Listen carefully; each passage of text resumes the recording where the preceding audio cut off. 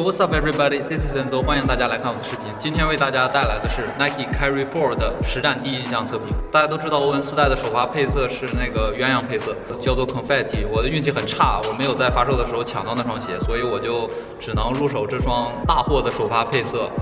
这个黑白配色，我入手的时间呢是罗马这边发售的前一天，我在我经常去的那家店就拿到这双鞋。我入手的价格呢是102欧元，它的原价是120欧元，他就直接给我打了85折，而且让我在前一天拿到了这双鞋。我拿到这双鞋之后呢，马上就第一时间穿它去实战了。到现在我已经穿它打了2次球，一次是实战，一次是自己练习。现在我就来和大家分享一下我头2次穿这双欧文4的实战感受。首先，这双鞋的外底，它在中间采用了这个非常显眼的切槽。同时，它大面积的采用了非常粗的人字纹，人字纹上面呢还有非常细的圆点型的纹路，而且它外底继续沿用了圆弧形的设计。但是头2次实战下来，我非常意外的发现这双鞋的抓地力并不是特别的好，没有想象中的好，比之前的3代、2代甚至是1代，我觉得都要差一些。按理说欧文系列最主打的就是它的外底抓地力，但是这双鞋头2次穿下来，我的感觉是不太满意的，尤其是在第1次刚穿上的时候。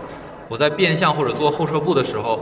经常会产生那种比较大幅度的滑动，不是那种特别严重的滑动，但是你明显感觉到脚在地上是有点踩不住的。这种滑动作为一双欧文的鞋，甚至作为一双后卫鞋，已经有点不太合格了。但是我觉得这双鞋的抓地力是可以慢慢磨合出来的，它的外底我觉得需要多打几次来磨一下，因为我在第2次再穿这双鞋的时候，感觉已经好了很多。我觉得如果把那些上面的那些细纹磨平了之后，靠这个全人字纹的外底，我觉得抓地力应该会变得越来越好。关于抓地的部分呢，我也会在以后的视频里面和大家慢慢的更新。然后就是中底，中底是这次欧文4代做了最大改进的地方，它依然保留了后跟的足面，我们在这个足底的开装可以看到。重点是它改变了整个中底的材质。我们都知道欧文3代硬的跟板砖一样，它只用了非常普通的 Phylon， 而在这双鞋上呢 ，Nike 重新使用了一个很久没有在主流篮球鞋上使用的科技，就是 Cushlon。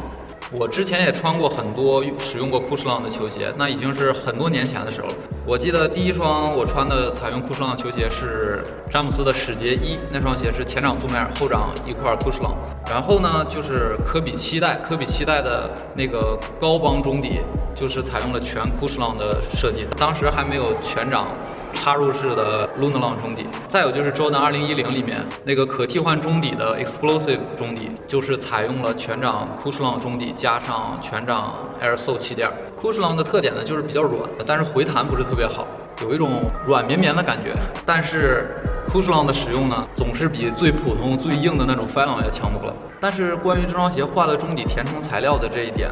好像在国内的宣传上，它并没有很着重的说它把中底的 Phylon 换成了 Cushlon。但是我在国外的网站还有看国外的欧文4的宣传材料，把这个 Cushlon 是当做一个重点来看的。然而在国内好像大家对这个 Cushlon 没有怎么感冒。我现在可以很明确的告诉大家，欧文4的中底是欧文球鞋里面到目前为止最软的一个，比之前的3代都要软很多。这个在实战时候感觉真的是非常的明显，而且这次的足面也是比以前的稍微大了一点，所以无论是后掌还是前掌，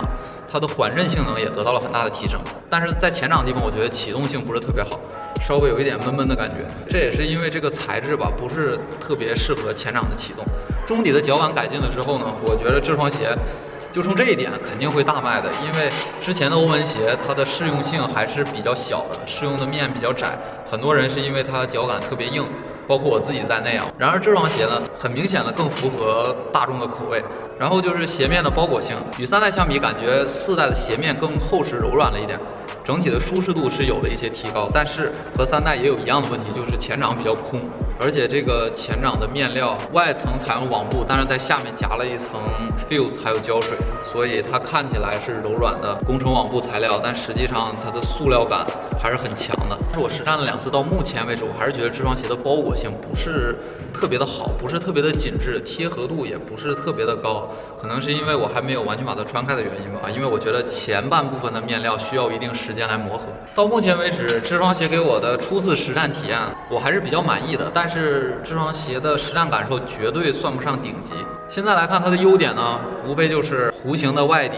跑动的时候，尤其是压低重心突破的时候，感觉是非常爽、非常流畅的。中底的脚感呢得到了很大的提升，舒适度比以前强，真的是不是一点半点，比以前实在是强太多了。支撑和保护性的地方做的还是非常不错的，尤其是在侧向支撑的部分，这双鞋真的做的非常到位，脚底的位置是非常稳的，完全不会有往外顶的感觉。鞋面的包裹性我目前还不太满意，虽然它上脚的舒适度比前几代要好了一些，但是还不能给我一种1对1的鞋脚一体的感觉。还有一点啊，是这双鞋的透气性真的是不好。好了，说到这儿，这双欧文4代的初测简评就和大家讲到这里了。注意，这只是这双鞋的初测简评啊，这并不能代表这双鞋的全部性能。对于这双鞋，我打算多穿一段时间，然后再出一个详细的实战测评。那么今天的内容就是这些，如果大家对这双欧文4还有什么问题的话，欢迎大家给我留言，我会在详细实战测评的时候为大家解答。同时，如果你也入手了这双欧文4或者穿它实战过了的话，希望大家也分享一下自己的实战感受。如果大家需要一些购买建议的话呢，我还是建议大家去按正常尺码购买。同时，如果你想要一双适合后卫的实战好鞋，这双鞋应该是没错的，而且它一定会成为2018年的爆款，而且我感觉它的销量可能会比前几代的欧文球鞋来得更好。最后还要提醒大家，记得关注我的新浪微博，还有在各大视频平台，比如优酷、YouTube、哔哩哔哩订阅我的自频道，这样你就可以第一时间看到我的视频更新。好了，要说的就是这些，感谢你们的观看，感谢你们的支持。This is Enzo，我们下期视频再见。